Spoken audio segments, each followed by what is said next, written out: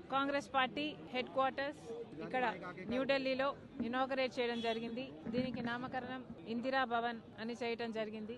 ఈ కార్యక్రమంలో ఈరోజు నేను భాగం అవ్వడం చాలా సంతోషకరం. ఈ building Congress party head quarters గా ఇప్పటి నుంచి నిలవబోతుంది. ఇది ఒక బిల్డింగ్ మాత్రమే కాదు, ఇటుకలతో కట్టింది కాదు అని ఈ బిల్డింగ్ లోపల చూస్తే ఎవరికైనా అర్థమవుతుంది.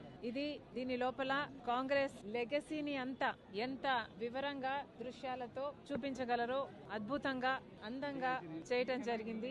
అంత అద్భుతంగా చరిత్రనంతా కాంగ్రెస్ పార్టీ చరిత్రనంతా దీంట్లో పొందుపరచడం జరిగింది. అసలు లోపల భాగం చూస్తే దేశ స్వాతంత్రం దగ్గర నుంచి, స్వాతంత్ర పోరాటం దగ్గర నుంచి, భారతదేశ పునాదులు వేయడం దగ్గర నుంచి ఇప్పటి వరకు కాంగ్రెస్ పార్టీ నాయకులు ఎంత వారి శ్రమను, వారి రక్తాన్ని ధారపోసారో, ఎంతమంది ప్రాణ త్యాగాలు చేశారో, ఎంతమంది కాంగ్రెస్ యోధులు కార్యకర్తలు అన్ని త్యాగాలు చేస్తే ఈ దేశానికి స్వతంత్రం వచ్చిందో, ఆ తర్వాత కూడా మన దేశానికి పునాదులు వేసి రాజ్యాంగాన్ని నిర్మించి ప్రపంచంలోనే అతిపెద్ద డెమోక్రటిక్ నేషన్ గా ఈరోజు భారతదేశం నిలబడింది అంటే దీనికి అంతటికీ కారణం కాంగ్రెస్ పార్టీ. ఆ చరిత్రనంతా లోపల గోడల మీద చూపించడం జరిగింది. చాలా సంతోషం. కంగ్రాచులేషన్స్. ప్రతి కాంగ్రెస్ కార్యకర్తకే కాదు, దేశంలోని ప్రతి పౌరునికి కూడా ఇది గర్వకారణం.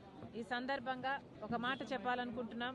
నిన్న ఆర్ఎస్ఎస్ ముఖ్య నేత ఒక వ్యాఖ్య చేయడం జరిగింది. భారతదేశానికి స్వతంత్రం 1947 లో రాలేదు, నిజమైన స్వతంత్రం రామ్ మందిర్ కడితే అప్పుడు వచ్చింది అని ఒక ఆర్ఎస్ఎస్ ముఖ్య నాయకుడు నిన్ననే ఈ వ్యాఖ్య చేయడం జరిగింది. అసలు దేశ ప్రజలంతా ఆలోచన చేయాలి, ఈ మాటలను గమనించాలి. ఇవి దేశ ద్రోహ మాటలు కాదా? వీళ్ళు అధికారంలో ఉన్న వాళ్ళలాగా మాట్లాడుతున్నారా? వీళ్ళు టెర్రరిస్ట్ లాగా మాట్లాడటం లేదా? వీళ్ళ వ్యవహారం టెర్రరిస్ట్ లాగా లేదా?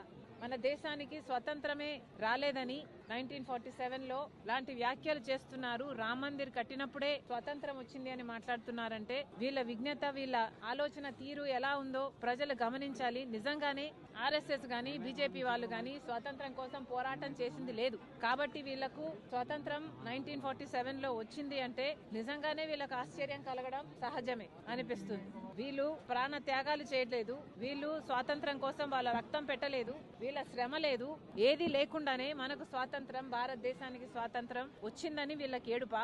నిజంగానే వీళ్ళు అధికారంలోకి వస్తేనే స్వాతంత్రం వచ్చింది అని మాట్లాడుతున్నారు అంటే ఇది టెర్రరిస్ట్ భాష కాకపోతే ఏమిటి అని అడుగుతున్నాం. మళ్ళీ చెప్తున్నాం, ఒక్క కాంగ్రెస్ పార్టీ మాత్రమే ఈ దేశానికి స్వాతంత్రం కోసం పోరాటం చేయడమే కాదు, రాజ్యాంగాన్ని నిర్మించడమే కాదు, పునాదులు వేయటమే కాదు, ఈ రోజు వరకు కూడా ఇన్ని భిన్న మతాలు, కులాలు, భాషలు, ప్రాంతాలు ఉన్న దేశాన్ని ఏకంగా ఉంచుతున్న, రాజ్యాంగాన్ని కోసం కొట్లాడుతున్న ఏకైక పార్టీ ఈ రోజు కాంగ్రెస్ పార్టీ. మన బిడ్డల ఎంప్లాయ్మెంట్ కోసం అయితేనేమి, మెహంగాయి కోసం అయితేనేమి, మన దేశంలో ప్రేమను, సోదర భావాన్ని నిలబెట్టడం కోసం అయితేనేమి ఈ రోజు కొట్లాడుతున్న ఏకైక నాయకుడు రాహుల్ గాంధీ గారు. అలాంటి పార్టీలో నేను భాగమైనందుకు చాలా గర్వకారణం. ఈ రోజు మరి ముఖ్యంగా ఈ కాంగ్రెస్ పార్టీ హెడ్ క్వార్టర్స్ ఈ రోజు ప్రారంభం చేశారు. అందుకు ప్రతి కాంగ్రెస్ కార్యకర్తకి కూడా మనస్ఫూర్తిగా కంగ్రాచులేషన్స్.